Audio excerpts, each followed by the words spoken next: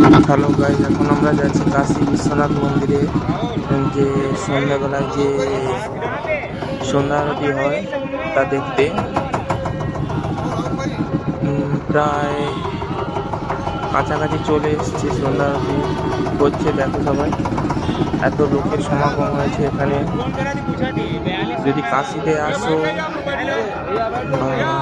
তাহলে অবশ্যই এই সন্ধ্যা আরতিটা দেখতে আসবে, কারণ এই যে সন্ধ্যা আরতি অপরূপ সৌন্দর্য এই কাশী বিশ্বনাথেই দেখতে পাবে। বেনারস থেকে নৌকো করে প্রায় 1 থেকে 1.5 ঘন্টা লাগে এখানটায় আসতে। তাই সবাই অবশ্যই এখানে এসো, খুব সুন্দর দৃশ্য দেখতে পাবে এখানটায়। শুধু হাজার হাজার লোকের সমাগম এই সন্ধ্যা আরতি।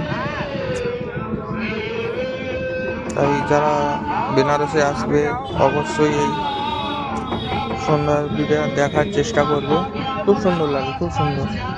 ভিডিওটা ভালো লাগলে অবশ্যই লাইক, শেয়ার এবং সাবস্ক্রাইব।